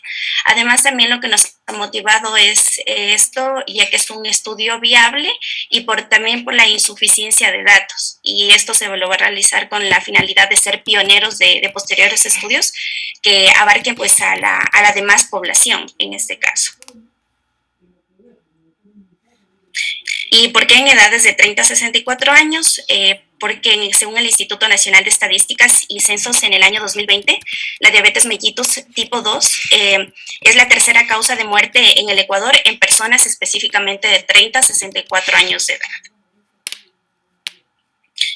Y bueno, considerando que las principales causas de muerte pues son las enfermedades isquémicas y las enfermedades hipertensivas. Bueno, ahora hablando un poco del impacto individual, como habíamos comentado anteriormente, la diabetes mellitus exige cambios en el estilo de vida de acuerdo con la percepción individual del paciente. Estos cambios pueden generar innumerables y complejas respuestas psicológicas y emocionales, como lo es la tensión emocional expresada en momentos alternos de ansiedad, depresión, irritabilidad, sentimientos de culpabilidad y autorreproches. Esto dificultará la adherencia al tratamiento y la disciplina que requiere un buen control de diabetes. Esto conlleva una serie de complicaciones a lo largo de toda la enfermedad, y a largo plazo va a afectar también físicamente al paciente con diabetes. Es importante aquí mencionar que según la Federación Internacional de la Diabetes, 4 de cada 10 personas que viven con diabetes, representadas por el 43%, indicaron que sufrieron de ansiedad cuando fueron diagnosticadas. Ya. Por otro lado, se ha demostrado que el apoyo familiar en todos los tipos de tratamiento tiene un efecto sustancial en la mejora de los resultados médicos de las personas con diabetes. Al ser esta una enfermedad crónica, obliga a la familia del paciente a adaptarse a las necesidades que demanda esta enfermedad. Para tener una perspectiva de esta situación, pensemos en un hermano que venda...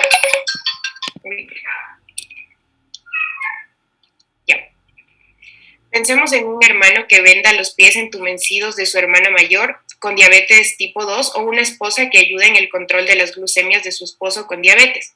Este cuidado que brindan los miembros familiares va mucho más allá de las consultas médicas y las salas del hospital. Según la Federación Internacional de la Diabetes, la mitad de las personas que viven con diabetes sienten que su diagnóstico ha impuesto una presión sobre su familia, ya sea por presiones emocionales o económicas. Estos problemas emocionales son expresados como la tristeza, el desánimo, el desconcierto, las dudas acerca de la enfermedad. Esto además sumado a problemas económicos y de adaptabilidad que generan un gran impacto familiar expresado como preocupación constante. El impacto económico a nivel mundial, los costos de la diabetes son asumidos en parte por el gobierno, quien brinda atención médica y entrega medicamentos a través de la red de servicios de salud pública, y por otra parte son enfrentados por el individuo y su familia. Cuando los servicios de salud públicos no son suficientes o encuentran dificultades para acceder a los mismos. Por tanto, la enfermedad trae consigo problemas que superan el costo directo del tratamiento de la enfermedad y que inciden en otros campos de carácter social y económico, como por ejemplo la afectación a la productividad del paciente y de las personas cercanas al enfermo, el ausentismo laboral, entre otros. Primero, hablando de los costos directos, estos generalmente incluyen gastos asociados a los tratamientos médicos que van desde el diagnóstico y pueden implicar atención de emergencia y hospitalización hasta en el tratamiento de la enfermedad, asistir a visitas médicas periódicas con facultativos especializados en diabetes, así como médicos de otras especialidades con el objetivo de evitar complicaciones o de controlar posibles daños en otros órganos del cuerpo como consecuencia de la enfermedad. Adicionalmente, el paciente con diabetes debe someterse a exámenes clínicos individuales, además consumir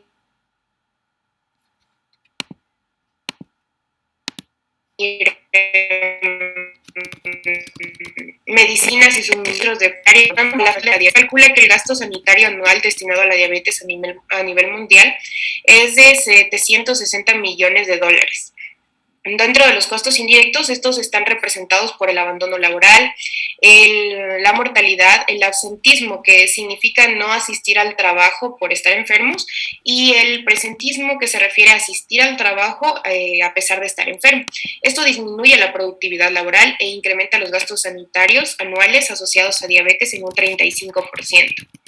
También tenemos costos intangibles que están representados por la preocupación, la ansiedad, la incomodidad, el dolor, la pérdida de independencia y otra infinidad de situaciones generadas por la diabetes que tienen un gran impacto en la calidad de vida del paciente.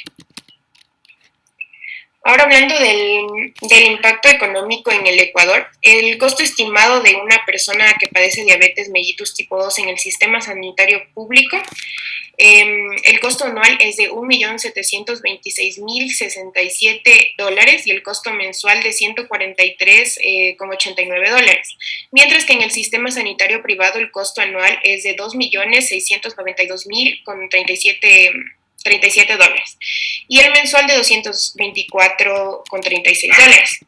Tomando como referencia el costo mensual del sistema sanitario privado, estos gastos se dividen en medicinas, que abarcan el 54%, siendo este el valor más elevado, las consultas médicas en 24%, insumos en un 14%, exámenes clínicos en un 10%, y si sabemos que el salario mensual básico vigente en el Ecuador es de $400, lo cual significa que una persona que padece diabetes y cuyo tratamiento se realiza en el sistema sanitario privado debe dedicar alrededor del 56% de su salario básico mensual y en un sistema sanitario público alrededor de un 38% de su salario básico mensual para atender su enfermedad. Esto solo para atender su enfermedad. Ahora sabemos que se requieren hay otros gastos que se tiene que asumir y está gastando demasiado.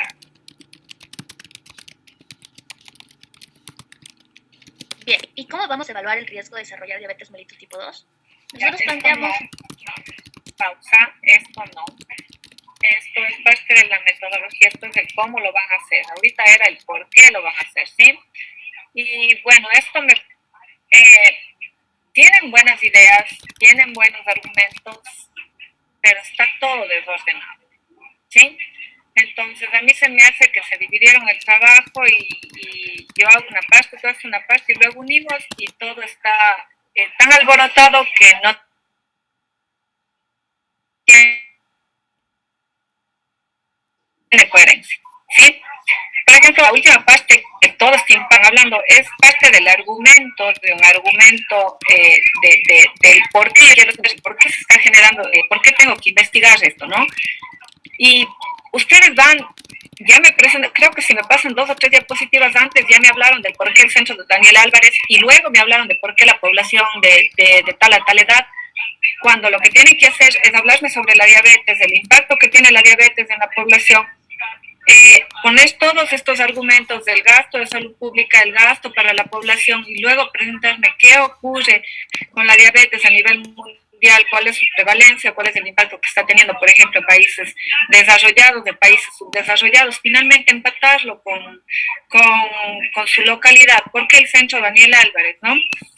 Y hay algo que me llamó mucho la atención, ustedes me dijeron que tomaron un análisis por conglomerados, ¿no?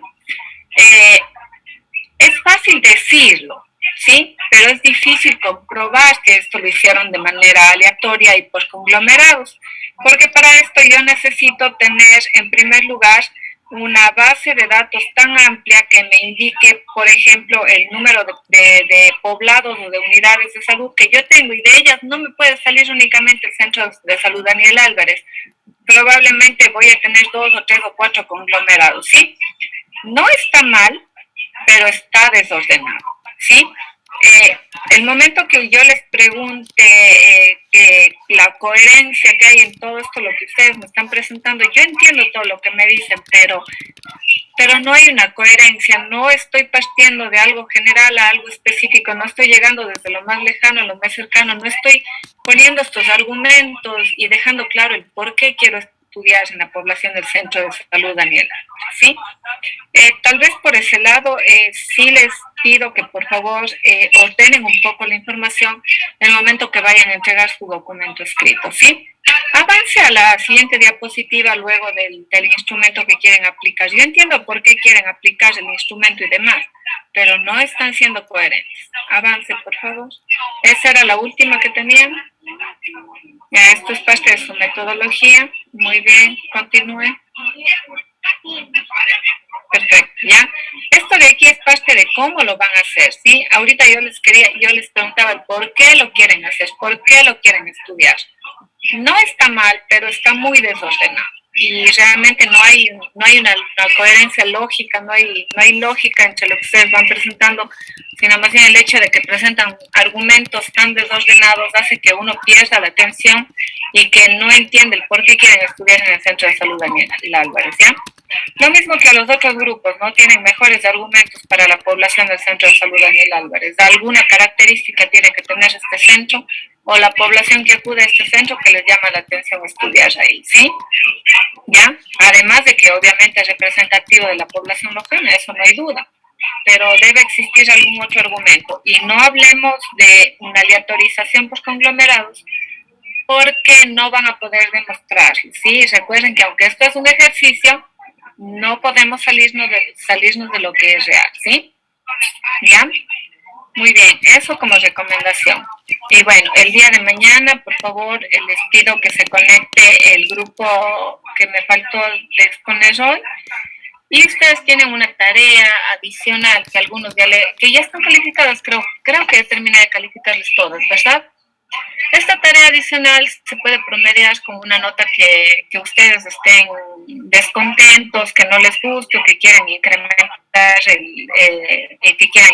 la puntuación, ¿sí? Aquellas personas que deseen esto, pues pueden conectarse el día de mañana. Los demás ya hemos terminado los contenidos del bimestre. Tienen las notas dentro de la plataforma de Canvas. Si es que ustedes necesitan alguna información adicional, igualmente pueden escribirme, pueden conectarse y yo les puedo dar cualquier descripción, ¿sí? ¿Alguna pregunta tal vez? ¿No? Hablen ahora.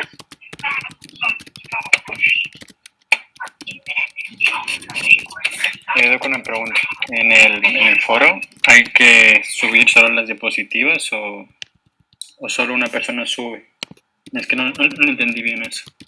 Ya están unidos al grupo y lo que tienen que hacer es subir el documento escrito.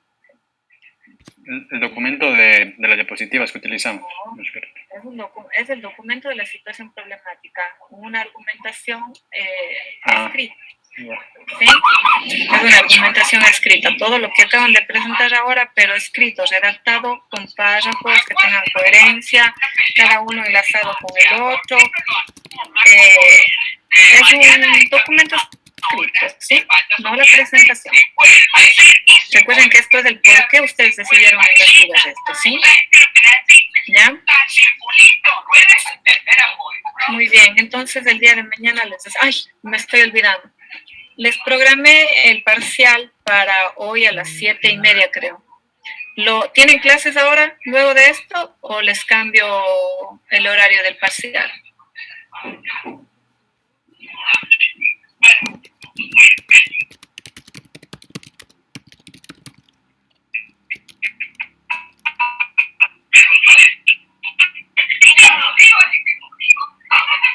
Juan. Sí, doctora. ¿Pueden rendir el parcial ahora, luego de esta clase? Tenemos... Doc, no reprograma porque tenemos ahora clase. tenemos tutoría despuésito. Y podría ser mejor el día de mañana. No hay problema. Entonces les programo para mañana a la hora de la tutoría, ¿ya? A las 8 de la noche, para que puedan rendirlo, ¿sí? Listo, doctora. Parcial. En este momento les modifico porque estaba con fecha de entrega para hoy.